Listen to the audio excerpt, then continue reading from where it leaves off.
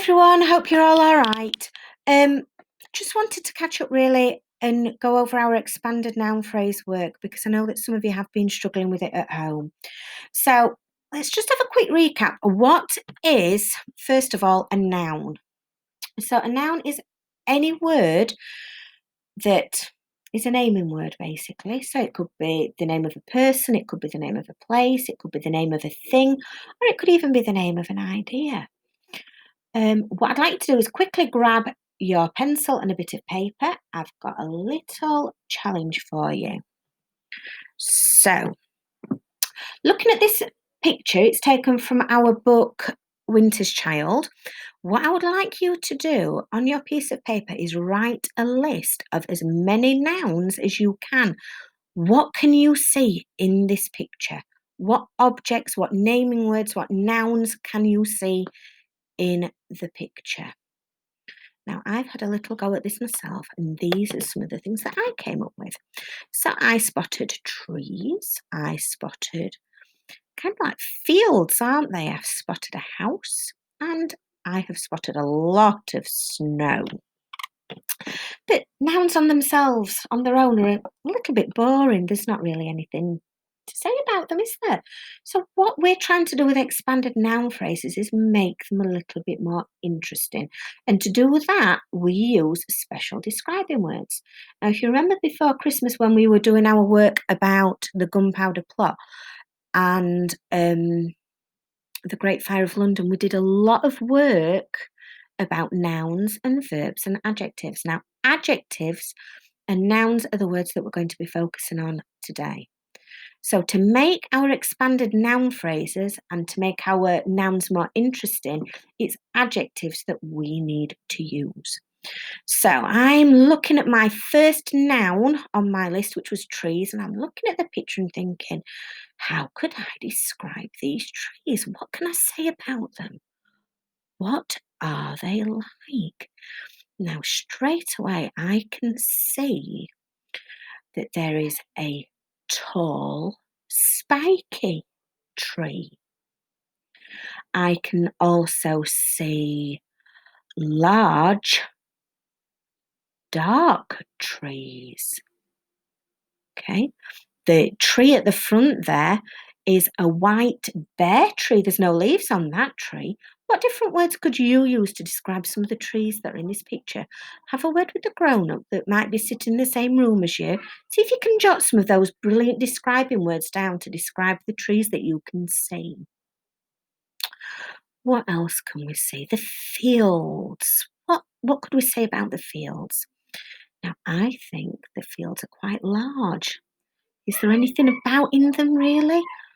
Are they large empty fields? Are they large bumpy fields? Because they're not very flat, are they? So how else could we describe them? Large snowy fields? Bumpy snowy fields? What words would you use? Can you make a list of those words on your piece of paper? Now, if you zoom in and look very carefully at that house over there, how could we describe that?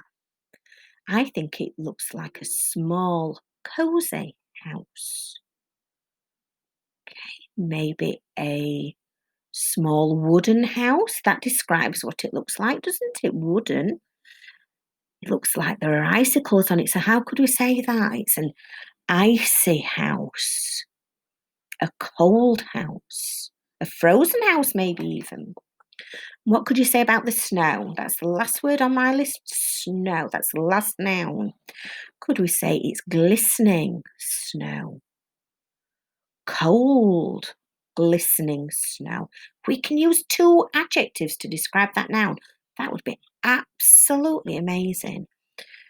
Let's have a look at the next page. So we know that we're using the adjectives. We know that we're trying to use two adjectives. So the first example there was tall, snowy trees. Now, I used a green pen for my noun and red pen for my adjectives. And if you look closely, you'll see that in between the tall and snowy, I've had to put a comma. Now, that was because we've got two adjectives there that make a bit of a list. So if we've got a list, we need to separate all the items in that list, a bit like a shopping list, with a comma. I'd like you to have a go at that today if you can, please. So the next one is a large empty field. We spoke about that. And again, if you spot that comma there, that's what I'm looking for in your writing. Small, cosy house and soft white snow. If I just skip back to this page before again, this is what you're going to be looking at today. I've assigned you all this picture to work on, and what I would like you to do is look carefully, like we've just done together, look carefully at the nouns, and I'd like you to choose 5 nouns of your own that we've not done together. What I'd like you then to do is think, how could you describe those nouns? And I'd like you to try and choose 2 adjectives, for each of those nouns, for each naming word. So you might want to choose the bridge, you might want to choose a tree. There's some mountains there that you could look at. There are some animals. If you zoom in and look very closely, you'll see there's some animals. There's the snowman. There's Tom there building the snowman. Could you describe him? There's snow falling down from the sky, and there's a bird swooping through the sky as well. That might be a word that you might be able to use this morning. I'm going to leave it with you. Have a go at it. So 2 adjectives and a comma. So I'm looking for those 3 things in your work this morning.